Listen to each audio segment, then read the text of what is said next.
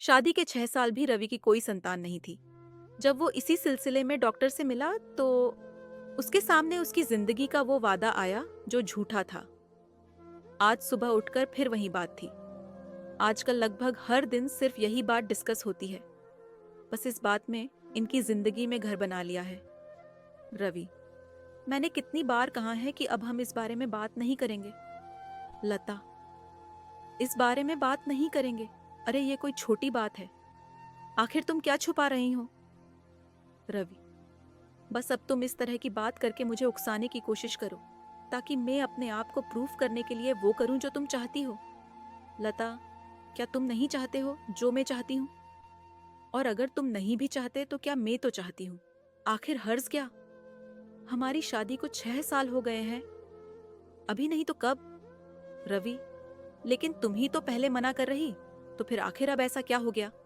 लता, पहले मना किया क्यों? कि उस समय नहीं चाहिए था। प्लानिंग करनी होती है और अब चाहिए, इसमें क्या गलत है? रवि, लेकिन अभी क्या इतना समय हो गया है? हम लोग कुछ दिन और इंतजार कर सकते हैं। लता, लेकिन समय रहते ही अगर हम लोग सावधानी रखें तो फिर इसमें हर्ज क्या है? हो सकता हो बाद में हमें कुछ दूसरे तरीकों का सोचना पड़े। रवि, ठीक है, लेकिन अभी मुझे ऑफिस जाना है। हम लोग इस बारे में बाद में बात करते हैं। रवि और लता की लव मैरिज थी। 3 साल की डेटिंग के बाद दोनों ने शादी कर ली। शादी को 6 साल बाद भी उन दोनों की कोई संतान नहीं थी। शादी की शुरुआती सालों में वह खुद नहीं चाहते थे, लेकिन अब लता को लगने लगा है कि उन दोनों को किसी डॉक्टर को दिखाना चाहिए। उन दोनों इस बात को लेकर डिस्कशन होता रहता। हदों महीने बाद लता रवि को इस बात के लिए राजी कर ही लेती है। लता, रवि, मैंने बात की है। कोई नई डॉक्टर आई है पास के बड्ढी अस्पताल में, स्वाति नाम है।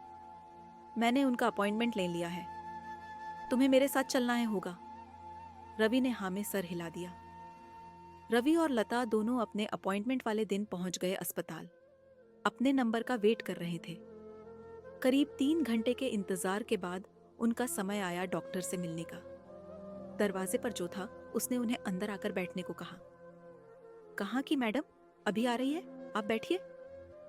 रवि और लता दोनों अंदर आकर बैठ गए। रवि धीरे धीरे फुसफुसाने लगा। रवि, इतना इंतजार तो पहले ही किया है और अभी इंतजार करना बाकी रह गया क्या?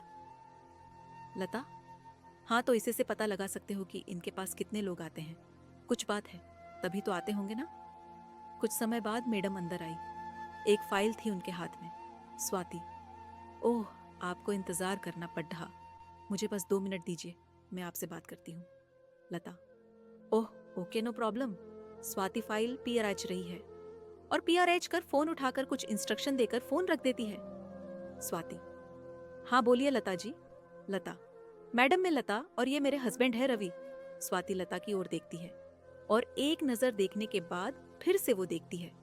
उसके चेहरे के हाव भाव बदल जाते हैं। वो कुछ सेकंड तक रवि को देखती रहती है। स्वाति ने रवि को अब भी देखा, लेकिन रवि जब से स्वाति कमरे में आई तब से देख रहा है। रवि स्वाति की आंखों में भी देख नहीं पा रहा था। स्वाति अपने को कैसे भी कंट्रोल करके फिर से अपना सारा ध्यान लता की बातों में लगाने की कोशिश करती है। कुछ चेकअप वो लता के लिखती है और रवि के लिए उनके अस्पताल के ही डॉक्टर को मिलने की सलाह देती है। उससे मिलने के बाद जैसे रवि की बोलती बंद हो गई। वो नया कुछ बन गया।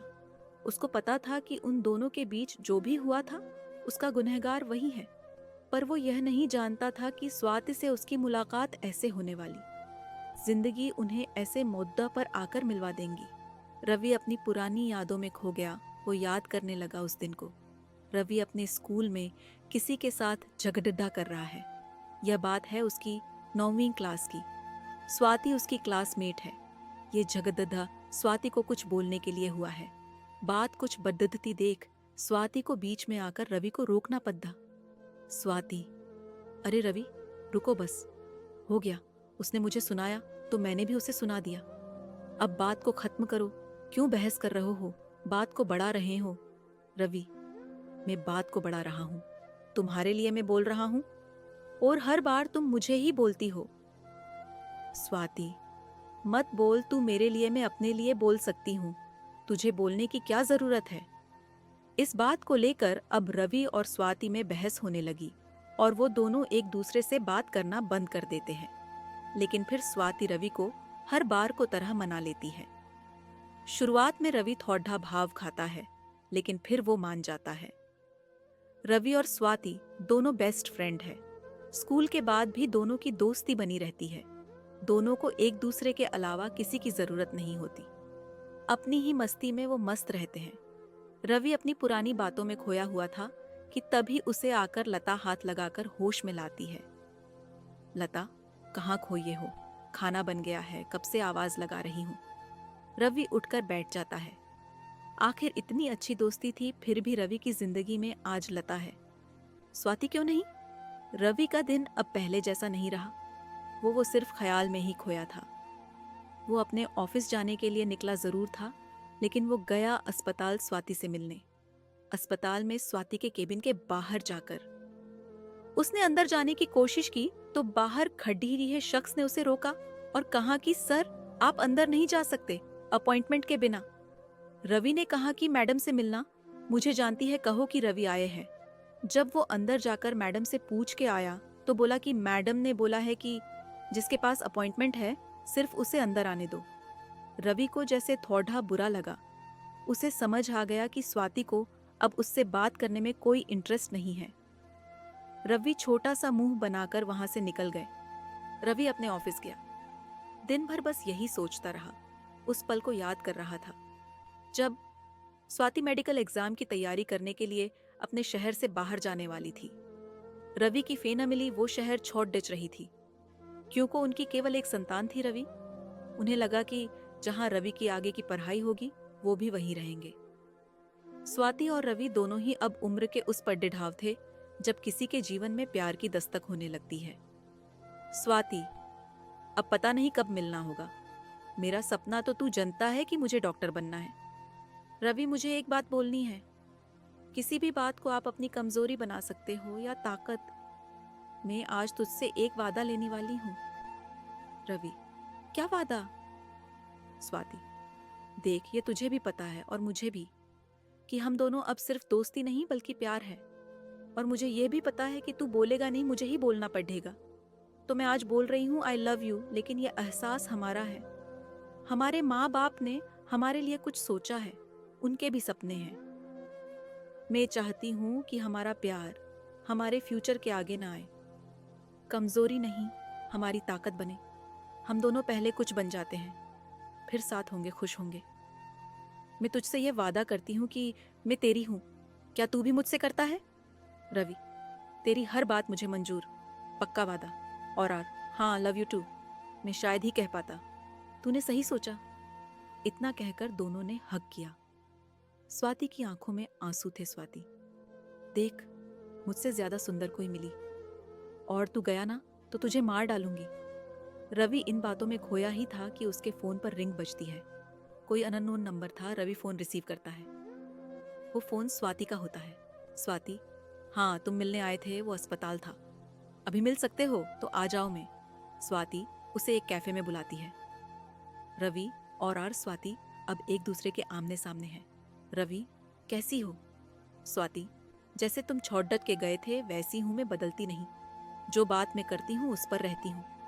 रवि, वो मैं। स्वाति, कुछ कहने या समझाने की जरूरत नहीं है। मैं ही पागल थी समझा, जैसा मैंने सोच रखा है वैसा तुम भी पक्का मेरे लिए सोचकर रखोगे। तुम्हारे लिए बहुत रो ली, लेकिन तुम्हारे उस प्यार ने मुझे ताकत भी दी। मैं आज जो बन गई डॉक्टर।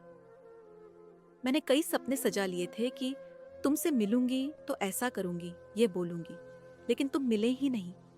समझ आया मुझे तुम्हारी पत्नी को देखकर अच्छी सुंदर है।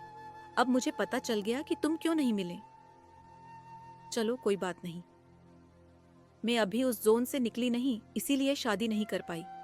पता नहीं आगे क्या होगा, लेकिन तुम्हारे लिए खुश हूं।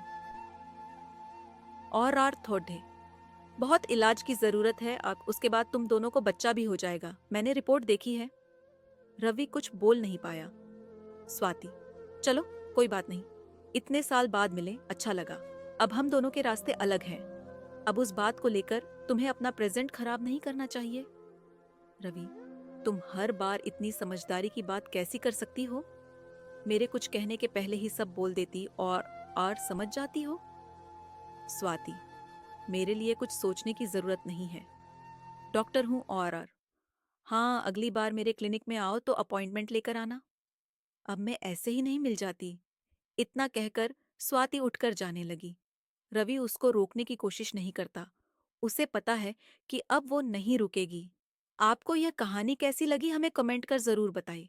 इसी तरह की अच्छी कहानियां आप यहाँ पर पीआरएच सकते हैं।